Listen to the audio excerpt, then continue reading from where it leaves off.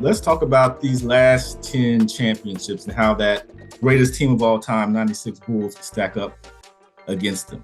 So we're going to go all the way back to 2013, the Miami Heat, who shouldn't have won that one. I mean, Tim Duncan was in the game. They wouldn't have got that ring. But how well do the 2013 Miami Heat stack up to the 96 Bulls?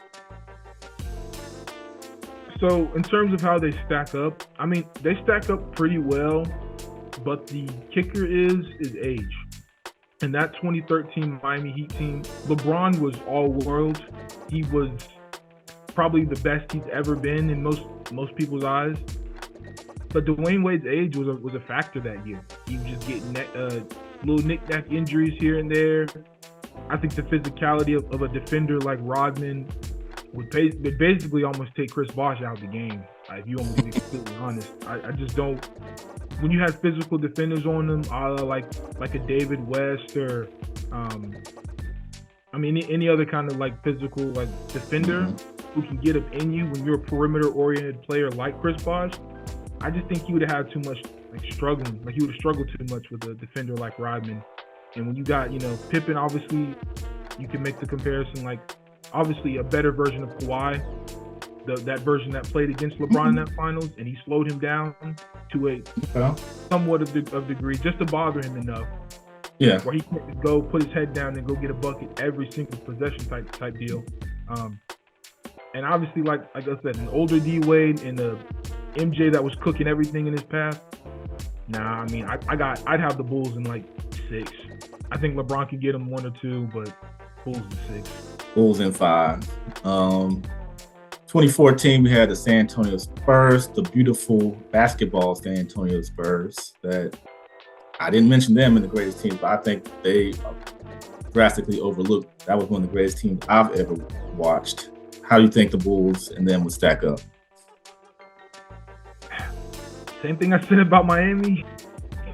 Teams are old, man. You got to be at the peak of your powers, man. Like I'm not going to say like they were as old as other teams on this list, but just in terms of just how they stack up, Tim Duncan isn't the same Tim Duncan of old, and he was one of their better players.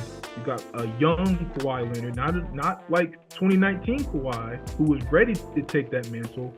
You had a young up-and-coming Kawhi who was still getting his feet wet in terms of playoff production. Tony Parker can give you some things, but I think a defensive-minded team like the Bulls, even though the Spurs had really good ball movement, I just don't see them beating the Bulls in a 7-game series. Bulls in 6 to be nice, but probably Bulls in 5. Because that's my team, I'll give them 6. But that Spurs team had defense too. They had some defenders out there. Kawhi and Danny Green were solid wing defenders, but yeah, they're just missing a little bit of offensive punch to beat that Bulls team. MJ would cook Danny Green, like make him when he retired. That's how bad he would be cooking that man. Probably. So we're moving on to the 2015 version of the Golden State Warriors. Do they have any chance at all? I think it's a clean sweep. You want me to be completely honest with you? The way Curry was inconsistent that year, just in terms of like getting knocked up early with the injuries. But if we just take him as fully healthy, nah, they weren't ready for that kind of smoke with the Bulls. I say it's a clean sweep. I agree. 2016, the Cleveland Cavaliers. One of the best versions of LeBron, in my opinion, was that 2016 LeBron. Can he lift those guys over the Bulls? No. And I love LeBron, but you got, like you said, you're going up against a complete well-oiled machine. You need a well-oiled machine to beat them.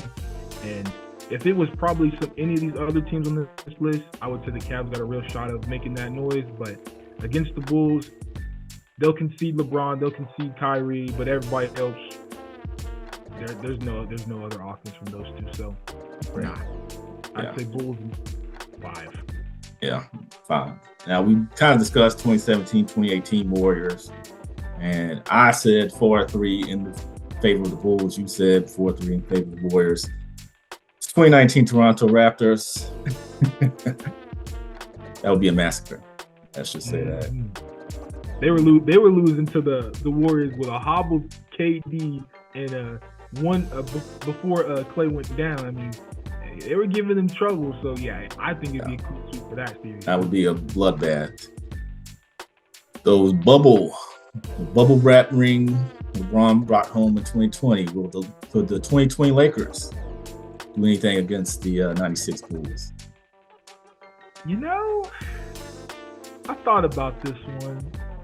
No. Let me. There's nothing to think about. Let me say this, all right? In terms of, so I think starting lineup wise, I think, the Bulls have the edge. But when you look at the bench that the Lakers had, they had JaVale, they had Dwight, all kinds of, they had defense in the perimeter with Caruso and a better version of Kyle Kuzma. They had a locked-in LeBron, an AD that could hit perimeter shots. I mean, hey, man, I'm not going to dismiss that 2020 Lakers team. It was special, man. So you're going to dismiss the 2014 Spurs, but not the 2020 Lakers? The 2020 Lakers would have beat the 2014 Spurs.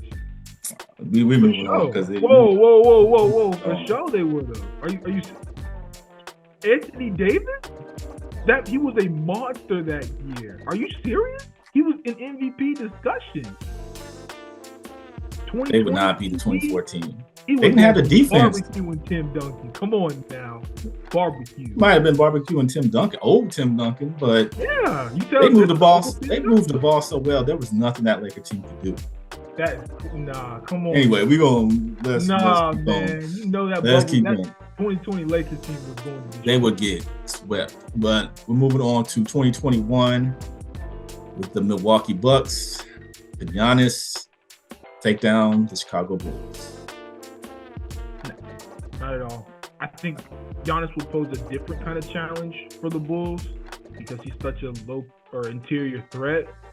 But I mean, we've seen that great perimeter defenders, like Jimmy Butler, Kawhi Leonard, they have the tools to slow him down. So I don't see why Pippen, Rodman, or Jordan wouldn't have any problem slowing him down. So yeah, sure. Bulls in 5, Bulls in 4. 22. That was the Golden State Warriors. That much older Golden State Warriors minus Kevin Durant. Any chance at all? We get the broomsticks ready for old Kerr, man. It's a wrap for that one. Yeah. And of course, finally, 2023, those Denver Nuggets that look really good and still look good. Could they tame the Bulls and pull out one for the Nuggets? That would be a really interesting matchup to see Rodman guard Jokic.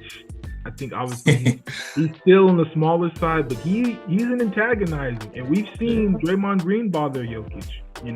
He'd still get his, but he'd make him work, talk his smack, get teed up a few times. Like, he's gonna do everything in that little playbook he's got on antagonizing players.